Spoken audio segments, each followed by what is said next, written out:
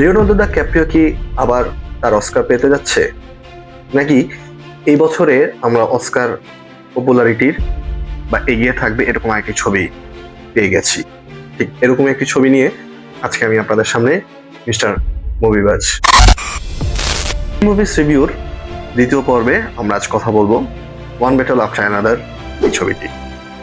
Leonardo da ক্যাপ্রিওর অভিনীত এই ছবিটি মুক্তি পাওয়ার পর থেকেই ক্রিটিক্সের সাথে সমালোচকদের মধ্যে খুবই জনপ্রিয় এবং সবাইকে অস্কারে প্রতিযোগিতায় সবচেয়ে এগিয়ে রাখছে।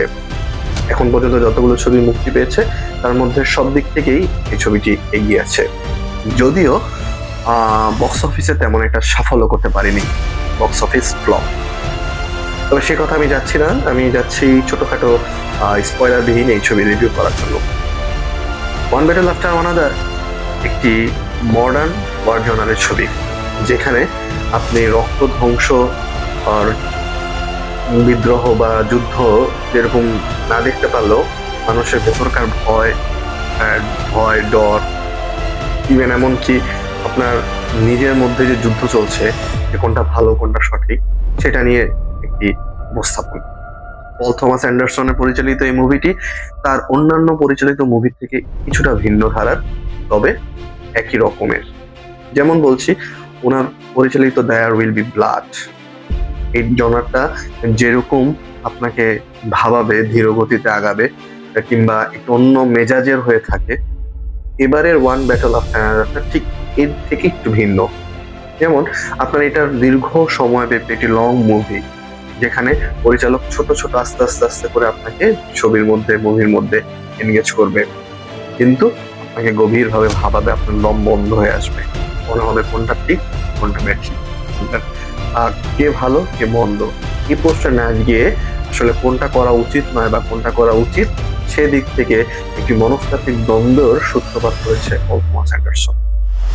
বর্তমানে ট্রাম্পের যুগে আমেরিকায় ইমিগ্রেশন ল এবং ডানপন্থীর এই পরিবেশটাকে, এর বিরুদ্ধে যে লড়াইটা অসাধারণ লেগেছে। লিওনার্দো দ্য ক্যাপ্রিও এই মুভির মূল প্রাণ, বা এই মুভিটি প্রচার হয়েছে বা হাইপ হয়েছে লিওনার্দো দ্য ক্যাপ্রিওর জন্যই। তবে আমার কাছে ওর তেমন একটা আহামরি অভিনয় বা আহামরি লাগেনি, কারণ ওর স্ক্রিন প্লেও ছিল কম, ইভেন তার রোলটাও তেমন মেজর একটা ইনফ্লুয়েন্স করতে পারেনি।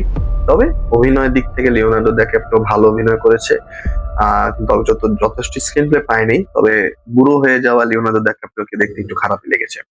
তবে যে ব্যক্তি বা যে সাপোর্টিং অ্যাক্টর আমাকে খুব আকর্ষিত করেছে সেটা হচ্ছে শন পেন। সে ফাটাই দিছে একবারে। শন পেন আমি মনে করি এই ছবির মূল প্রাণকেন্দ্র। শন পেন যদিও মুভি পোস্টারে নাই, তবে এই মুভির একদম প্রথম সিনটা থেকে শেষ পর্যন্ত শন পেন যেভাবে ক্যারি করছে, আউটস্ট্যান্ডিং আউটস্ট্যান্ডিং আউটস্ট্যান্ডিং। মানে এই বছর যদি শন পেন অস্কার না পায়, সেটা হবে ওর প্রতি অবিচার। আমি আশা করছি শন পেন তার তৃতীয় অস্কারটি এই ছবির বেস্ট অ্যাক্টর অথবা সাপোর্টিং অ্যাক্টরের জন্য অবশ্যই পাবে। এবং আমার এই বছর নভেম্বর পর্যন্ত যত মেল অ্যাক্টর দেখেছি বা পারফরমেন্স দেখেছি, টিল নাও বেস্ট, একদম ওয়ান ওয়ার্ডস 100 তো। এবং আমার ওয়ান আফটার ব্যাটল অ্যানাদার এই ছবিটি যতটা এনজয় করেছি পুরোটাই শন পেনের জন্য। তো আমি বুঝতেই পারতেছেন শন পেন কিরকম ফাটাই দিছে। ডিরেক্টর যেরকম ভালো ছিল, অ্যাক্টিং সবার ভালো ছিল, স্ক্রিন প্লে ছিল খুব টাইট, আপনার এত লং মুভিটা দেখতে তেমন একটা আপনার কাছে বোরিং লাগবে না।